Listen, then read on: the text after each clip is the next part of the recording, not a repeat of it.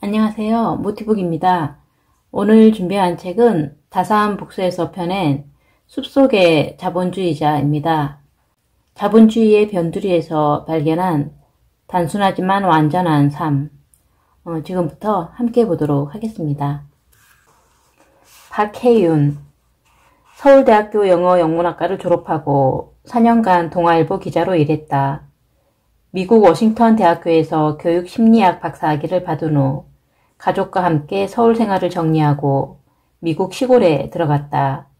지금은 시애틀에서 1시간 떨어진 작은 마을의 오래된 집에서 두 아이와 남편과 산다.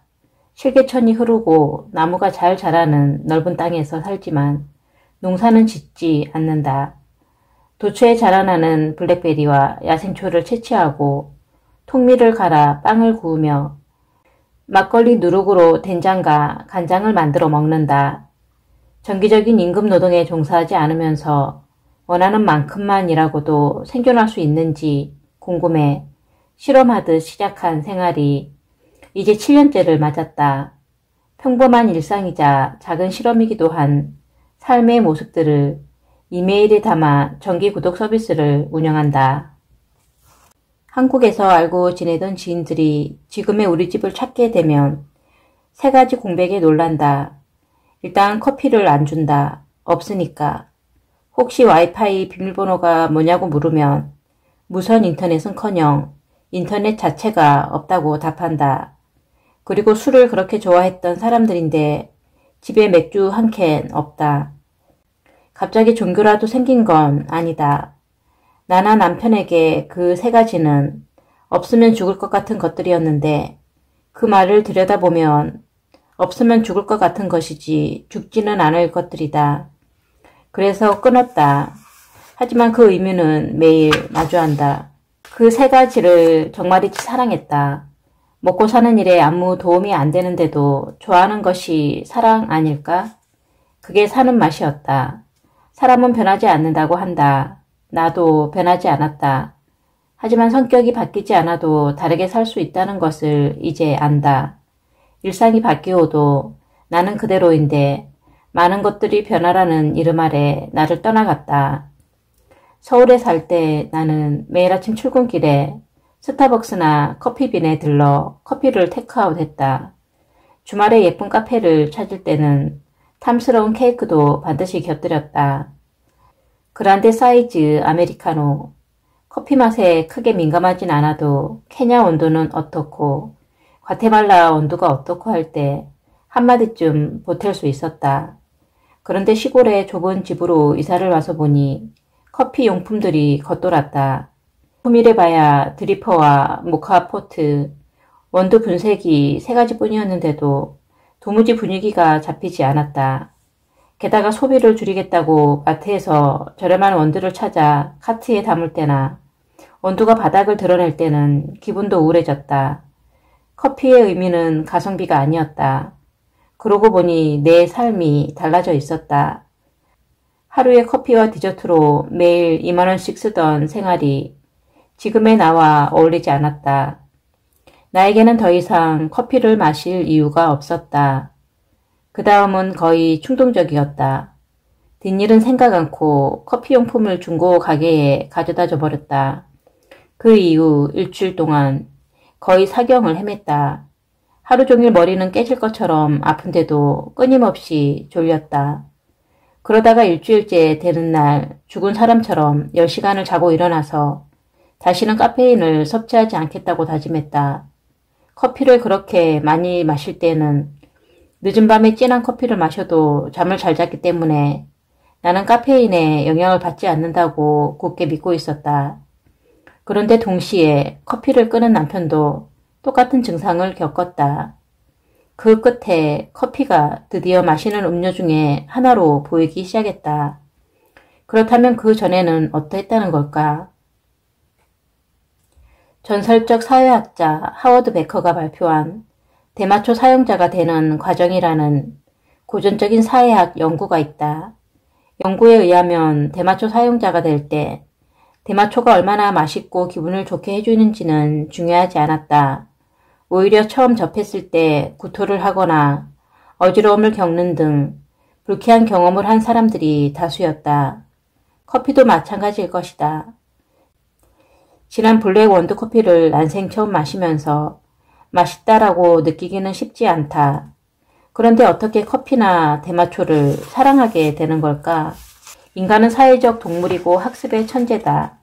대마초를 처음 피우면서 느꼈던 불쾌감을 즐기는 법을 주변 사람들에게 배운다.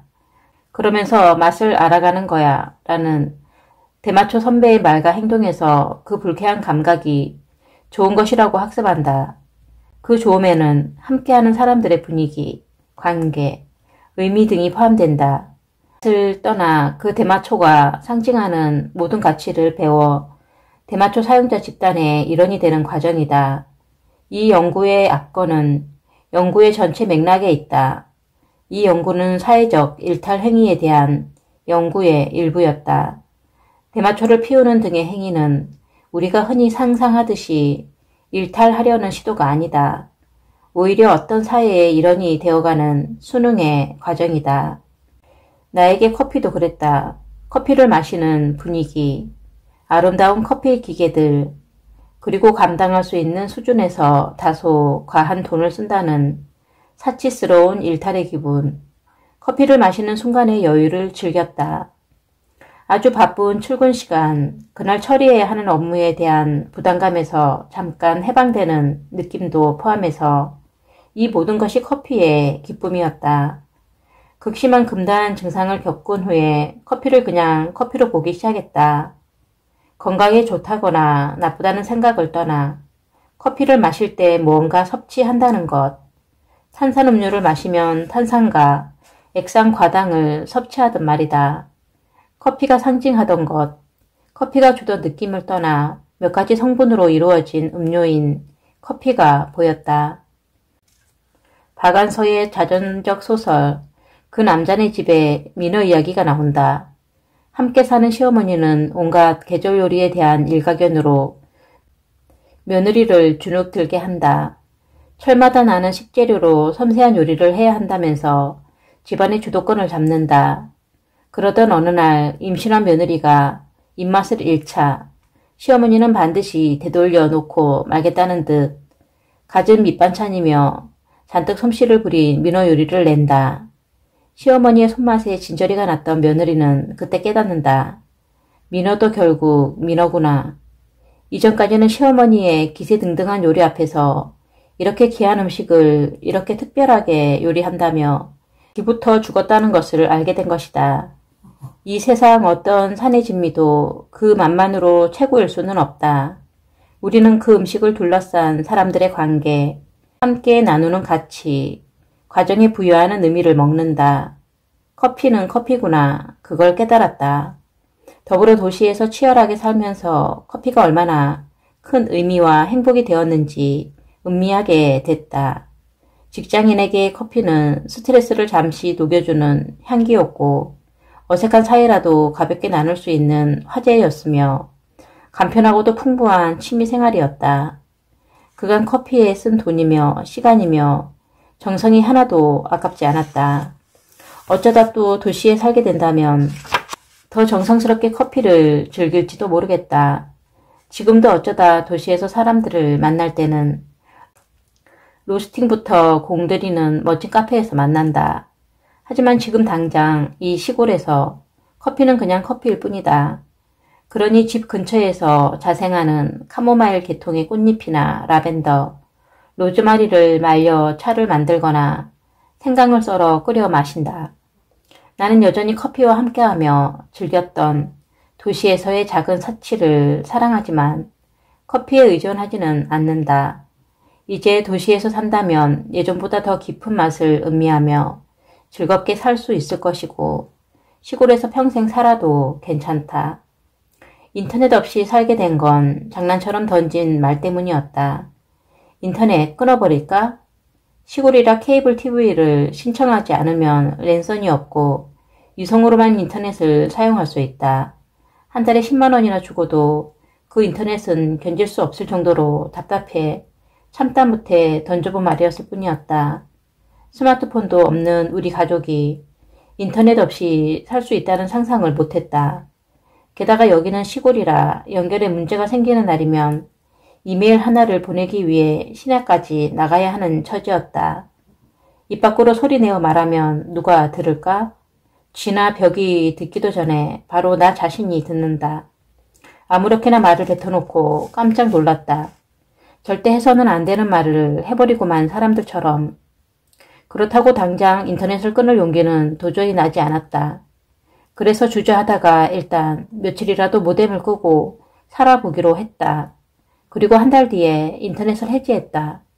약간 겁이 나긴 했지만 사실 시원섭섭했다는 게 더 맞았을 것이다. 집에서 거의 하루 종일 지내는 은퇴자라 인터넷에 허비하는 시간이 너무 많았다. 지금은 집에서도 할 일이 너무 많지만 은퇴 초반에는 남는 게 시간밖에 없는 이상한 하루하루가 지나갔다. 오늘 뭐 할까? 같은 의논을 하다 보면 벌써 오후 2, 3시 누워서 화면을 만지작거리다 보낸 날들이 너무 많았다는 것을 깨닫고 결국 인터넷을 끊었다. 인터넷이 필요한 일은 적어두었다가 동네 도서관에 가서 해결하기로 했다. 그랬더니 웬걸 업무는 물론 궁금한 것까지 실컷 검색해도 한두 시간이면 충분했다. 하지만 인터넷을 끊기 전에는 하루 종일 화면을 봐도 더 볼 것이 있었다. 막상 끊으려고 했더니 무엇보다 사회적으로 외톨이가 될까봐 두려웠다. 어차피 스마트폰도 없었으면서 말이다. 그때 대학원에서 만난 교수가 떠올랐다. 그 교수는 학기 초에 강의 기획안을 나눠주면서 30분 동안 자신의 이야기를 들려줬다. 그는 이메일도 안 쓰고 핸드폰도 없다. 유일한 소통 방법은 집과 사무실에 있는 유선 전화와 자동 응답기다. 학생들에게도 동료 교수에게도 이런 사정을 늘 열심히 설명한다. 그래도 괜찮았냐고? 실제로 많은 사람들이 그에게 연락이 안 된다며 불평했다. 하지만 그는 그런 삶이 세상에 진짜 필요한 사람이 되는 가장 쉬운 방법이라고 말했다. 진짜로 날 필요로 하는 사람이라면 어떻게든 연락을 하며 굳이 휴대폰이나 이메일이 있어야만 한다고 고집하는 사람은 아마 모든 걸 준비해 놓는다 해도 연락을 안 할 사람이라고. 수업의 내용은 깨끗이 잊었지만 철저하게 자기 기준대로 살아가는 그의 모습은 잊히지 않는다. 조화로운 삶을 쓴 니어링 부부 역시 당시 기준으로 소통의 방법에서 고질스럽게 뒤처져 있었다.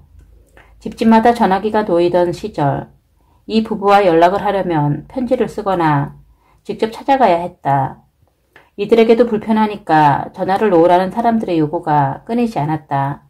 하지만 이들도 사람들과의 교류나 의사소통은 수단의 문제가 아니라고 했다. 강연도 많이 다니고 사회활동도 누구보다 활발했던 그들은 살면서 꼭 전달받아야 할 연락을 놓친 적은 없었다고 단언했다. 딱 한 번. 스코트 니어링이 외출 중에 부상을 당했는데 헬렌 니어링이 그 사실을 전해 듣지 못했지만 어떻게든 해결이 됐다고. 우리는 좀 다르다. 동네 도서관에 가서 이메일도 하고 페이스북도 하고 블로그도 한다. 다만 스마트폰이 없고 집에 인터넷이 없는 것뿐이다. 24시간 의사소통이 가능한 요새 기준의 노멀은 아니지만 완전한 차단 대신 접속의 시간에 제한을 했다. 그 결과 인터넷에 접속해서 누군가와 어떤 방식으로든 연결되어 있을 때면 집중도가 높아지고 대신 집에 있는 동안은 이 세상에 오로지 우리와 라디오밖에 없었다. 물론 남편은 인터넷 대체에 글을 쓰면서 한국 시간에 맞춰 업무 연락도 해야 하고 아이들 학교에서도 인터넷이 있어야만 해결되는 과제들이 있었다. 특히 이메일을 보내는 것처럼 잠깐이면 해결될 문제가 도서관이 문 닫는 시간에 벌어지면 도서관 문 앞에서 쪼그리고 앉아서 혹은 동네 24시간 맥도날드에 가서 1달러짜리 디카페인 커피를 시켜놓고 접속했다. 또는 그냥 불편을 겪었다. 지나고 보면 못 이룬 일은 없다. 폭설로 학교가 문 닫은 날 연락을 받지 못해 서론에서 버스를 기다린 시간도 썩 괜찮은 추억거리가 된다. 실시간 연락이 쉽지 않아도 가치 있는 글을 쓸 수 있는 작가가 되기 위해 더 신경을 쓰게 된다. 우리에게 전화를 걸어주고 수신인이 딱 한 명인 이메일을 써주는 사람들의 이야기에 우리는 모든 주의를 집중한다. 그리고 텔레비전조차 없이 세상과의 연결이 끊긴 우리 집은 그 자체로 우리의 성이 된다. 이 세상에 어떤 재앙이나 불행의 뉴스도 우리를 시름에 잠기게 할 수 없다. 그리고 누구도 우리 가족만이 연결된 이 시간을 함부로 방해할 수 없다. 나 자신을 진짜 찾고 싶은 사람은 나 자신에서 떠나봐야 한다는 것. 고대 그리스의 대서사시 오디세이에서 가장 중요한 모티브는 고향을 떠났다가 다시 돌아오는 행위다. 흔히 집을 떠나야 가장 나다운 나를 발견한다고 해서 여행의 미덕을 찬양할 때 쓰는 비유다. 하지만 꼭 낯선 장소로 이동하지 않아도 나를 나에게 하는 행동, 습관, 취향을 되짚어보고 바라본다면 그 과정은 오디세우스가 집으로 돌아오기 위해 겪었던 그 혹독한 여정만큼이나 의미 있는 여행이 될 수 있다. 이제 내가 드물게 마시는 커피와 술, 도서관에서 사용하는 인터넷은 더 이상 예전과 같지 않다. 더 풍부하고 더 감사한 무엇이며 그것 없이도 나다울 수 있는 무언가를 더 가지게 되었다.